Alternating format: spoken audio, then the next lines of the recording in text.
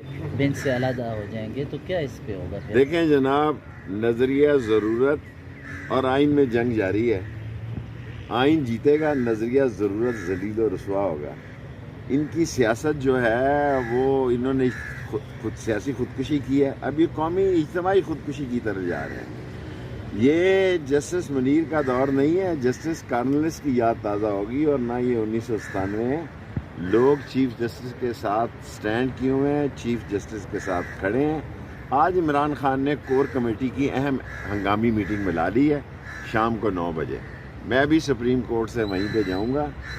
اور پاکستان کا خود کل اسحاق ڈار نے کہہ دیا جی کہ ہماری آئی ایم ایف سے چھٹی ہو گئی ہے، اور سکوک کے 2 ارب جو ڈالر کے بانڈز ہیں وہ بھی ہم نے روک لی ہیں.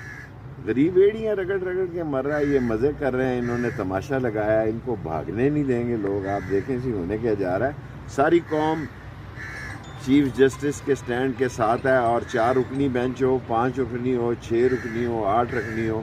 انہوں نے آئین کے تحت حلف لیا ہے، آئین کے تحت وعدہ کیا ہے، آئین کے تحت فیصلہ ہوگا، اور قوم سرخرو ہوگی. اور یہ مہینہ انشاءاللہ جو کل سے چڑھے گا بڑا اہم ہوگا. اب رانا ثناء اللہ بھی مل کر بات کرنے کہہ رہے ہیں کہ بیٹھ کر بات کر لیتے ہیں، تو آپ تو بیٹھنے کے لیے تیار ہیں؟ الیکشن کے لیے تو ہم ہر پہلے دن سے ہی بیٹھنے کے لیے تیار ہیں. ان کو یہ پتا کہ الیکشن کے یہ قابل نہیں ہے.